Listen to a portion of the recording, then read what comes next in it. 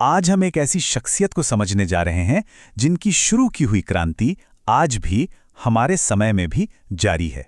हम बात कर रहे हैं डॉक्टर बी.आर. अंबेडकर की। वो सिर्फ भारत के पहले कानून मंत्री नहीं थे, बल्कि एक क्रांतिकारी विचारक थे। एक ऐसी सामाजिक व्यवस्था के खिलाफ लड़ने वाले योद्धा जिसे वो जड़ से मिटा देना चाहते थे। जरा सोचिए, एक ऐसा भाषण जो इतना क्रांतिकारी था कि उसे लिखने वाले को ही उसे पढ़ने की इजाजत नहीं दी गई। उसका नाम था जाति का विनाश। ये सिर्फ कुछ पन्ने नहीं थे, बल्कि ये डॉक्टर अंबेडकर के पूरे जीवन के संघर्ष का एक तरह से घोषणा पत्र था। और ये जो संघर्ष था ना, ये किसी किताब या सिद्धांत से पैदा नहीं हुआ था। इसकी शुरुआत हुई थी एक बच्चे के दिल पर लगे एक बहुत गहरे जख्म से। चलिए वक्त में थोड़ा पीछे चलते हैं। साल था 1901। 9 साल के भीमराव अपने भाई बहनों के साथ एक लंबे सफर पर निकले थे, अपने पिता से मिलने। लेकिन उन्हें क्या पता था कि ये सफर उनकी जिंदगी का रास्ता हमेशा हमेशा के लिए बदलने वाला है। ट्रेन से उतरते वक्त उन बच्चों का दिल यकीनन उत्साह और उम्मीद से भरा होगा, लेकिन वो उत्साह धीरे धीरे बेचैनी में बदलने लगा। 1 घंटा, 2 घंटे, घंटे बीतते गए। स्टेशन के उस अनजान प्लेटफॉर्म पर उन्हें लेने के लिए कोई नहीं आया। वो एकदम अकेले थे। बच्चों को यूं परेशान देखकर स्टेशन मास्टर मदद के लिए आगे आए। उनका बर्ताव काफी नरम था, हमदर्दी भरा।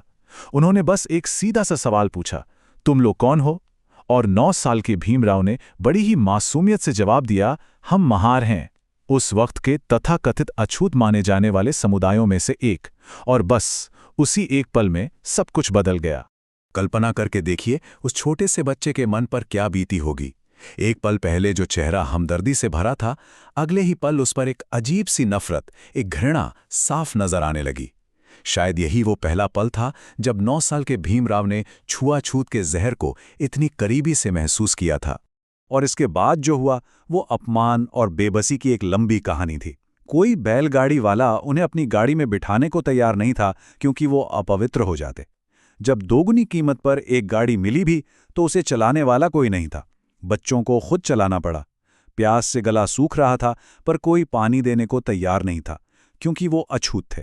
उस एक रात ने उस बच्चे के अंदर एक ऐसी आग जला दी जो फिर जिंदगी भर कभी नहीं बुझी।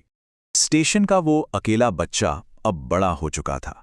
वो एक ऐसा बुद्धिजीवी बन चुका था जिसकी कलम में, जिसके विचारों में बिजली थी।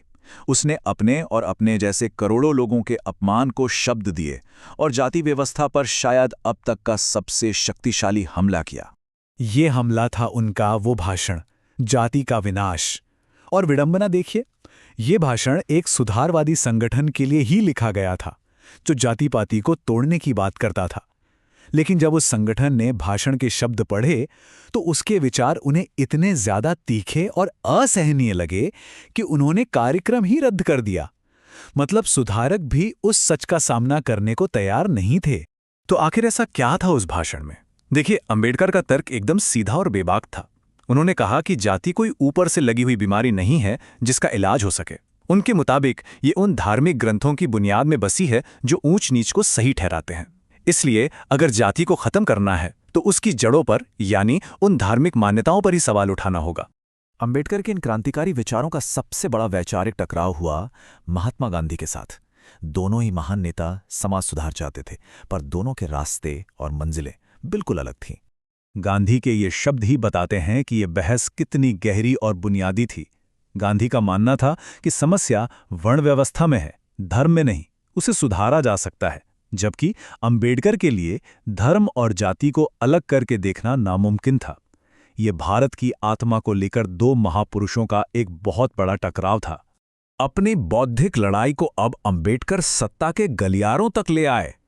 आजाद भारत के पहले कानून मंत्री के तौर पर उन्होंने फैसला किया कि अब कलम की ताकत को कानून की ताकत में बदला जाए। और उनका सबसे बड़ा हथियार बना हिंदू कोड बिल। ये सिर्फ एक कानून का मसौदा नहीं था, बल्कि ये सदियों से दबी कुचली महिलाओं को आज़ादी दिलाने का एक जरिया था। अंबेडकर मानते थे कि महिलाएं जाति और पितृसत्ता यानी दोहरे उत्पीड़न का शिकार हैं। इस बिल में जो बातें थी वो उस जमाने के हिसाब से बहुत बड़ी क्रांति थी, जैसे महिलाओं को तलाक लेने का अधिकार, पिता और पति की संपत्ति में बराबरी का हक और अपनी मर्जी से बच्चा गोद लेने की आज़ादी। ये सारी बातें उस सामाजिक ढांचे पर सीधा हमला थी जिसे अंबेडकर बदलना चाहते थे। लेकिन समाज को बदलना इतना आसान कहाँ होता है? संसद के अंदर और बाहर परंपरा और रूढ़िवादी ताकतों ने बिल का इतना जबरदस्त विरोध किया कि वो अपने मूल रूप में पास नहीं हो सका। अंबेडकर के लिए ये अपने सिद्धांतों से समझौता करने जैसा था। उन्होंने ऐसा करने से साफ इनकार कर दिया और भारत के पहले कानून मंत्री के पद से इस्तीफा दे दिया। जब व्यवस्था के अंदर रहकर सुधार की दशकों की कोशिशें नाकाम हो गईं, तो अंबेडकर अपने जीवन के आखिरी और शायद सबसे निर्णायक मोड़ पर पहुंचे। उन्होंने एक फैसला किया कि अगर घर को ठीक नहीं किया जा सकता तो उस घर को छोड़ देना ही सही रास्ता है। बौद्ध धर्म अपनाने का उनका फैसला कोई अचानक लिया गया फैसला नहीं था।